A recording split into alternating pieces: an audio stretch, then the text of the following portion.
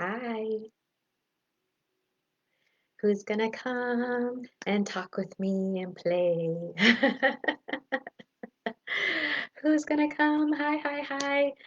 In case you're new to the group, in case you're new to me, hi, I'm Siris Rivas-Verdejo.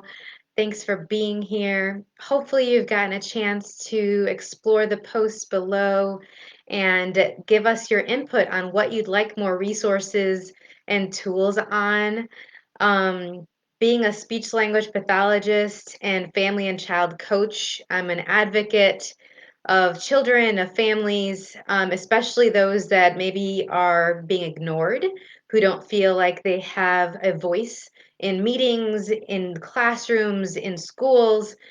And I also do feeding therapy and learning and behavioral therapy. So there's a lot of different ways that I can support you. I would just love to know what are the things you'd like some ideas on.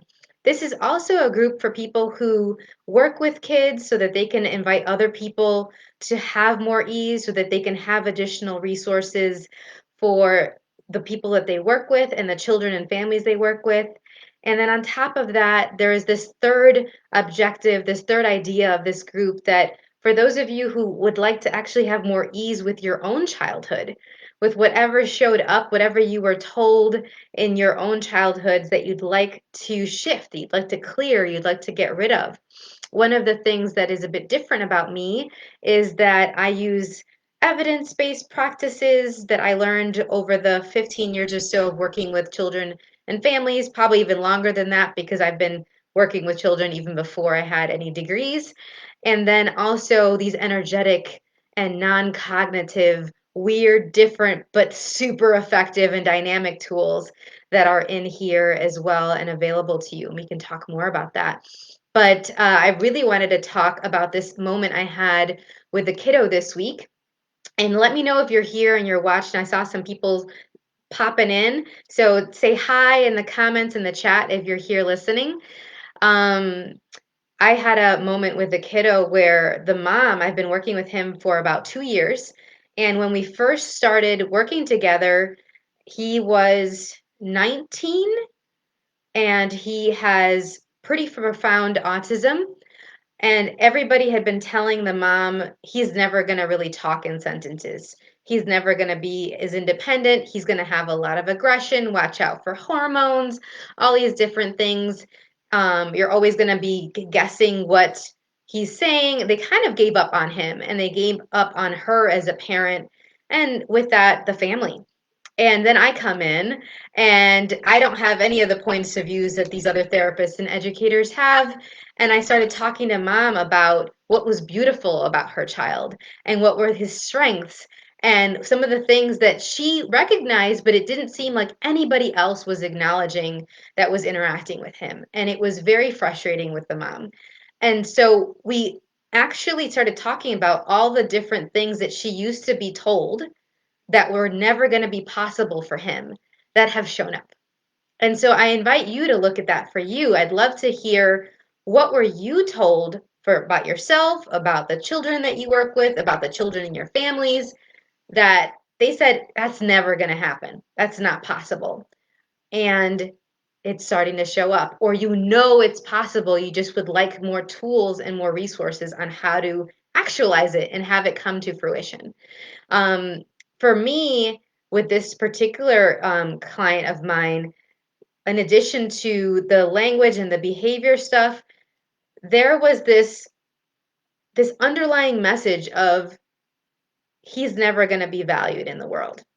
You're going to have to keep him in your house. He's going to be living with you forever, and there'll be nobody that's actually going to appreciate him and love him like for who he really is, for the gift he really is.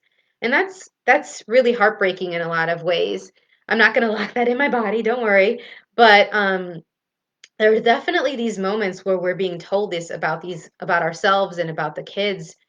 And please acknowledge what messages you've been told, be it in the past or that you're being told right now. And what if it actually isn't impossible? So some of you might know this, but for those of you that don't, I have two siblings that have quote unquote disabilities. I call them abilities. They have amazing gifts. My sister has spina bifida, which is a physical disability, or so they say, and my brother is hard of hearing.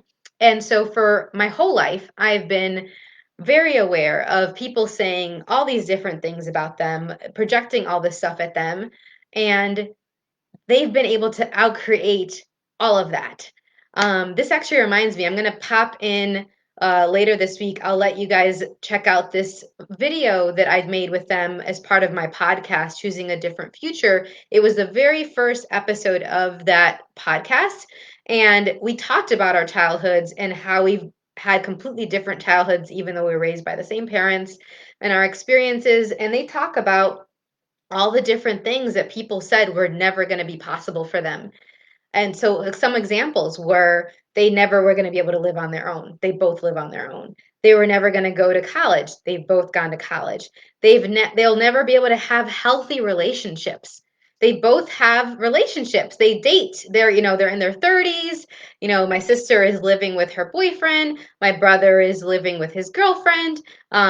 It's just there's just so many things that they were like, nope, nope, nope. And given the support of my mom, given that my mom didn't give up on any of us and my dad and all of our family, and just us being like, we're going to go, we're going to do it, we're going to find somebody else, we're going to keep adding to our family the people and the tools and the resources that are going to catapult us into the futures that we know are possible. So what has that been for you? I'd love to hear from you. Go ahead and post below this video and let me know, what were you told or what have you heard about any of the kids, any of the families that you are involved with, that you are in. And I'd love to give y'all some ideas as to how to clear that, how to address that, how to outcreate all of the lies around that. But one thing I will leave you with today that the mom that I originally was talking about mentioned, and it was looking at the gift, looking at what was right about her son. And sometimes it takes somebody else to point it out, to be like, this is what he's doing amazing. This is what he does different than anybody else. And I couldn't even do that. This is what's going on here. This is how he learns. If we did this with the environment, if we did this with how we spoke to him, if we did this with how we modeled different tasks, he'll take off. And so for her, she just needed somebody else to point out a lot of the things that she knew and then give her some additional tools to make these little tweaks that have made all the difference. All the difference. So what do you know about this? What have your experiences been with this? Let me know. Post it below this video. Like this video. Share this. Invite people to the group that have been hearing that so many things are impossible that aren't, that have been lied to about their children, about their childhoods. Some of you also know that I work with a lot of people that have been abused in their childhoods, and they come to me to unlock the abuse from their bodies and to actually thrive beyond it. And that's another thing that with children as well, be it the children we were or the children we worked with, what if those abuses don't have to define them? It's not impossible. There's so, so, so much more possible than we've ever acknowledged. And so let's do it together. Let's actually let more people know what is truly possible for them. Thank you for being here. Thank you for watching this video. And let me know if you have any questions about anything I've said so far. Bye for now.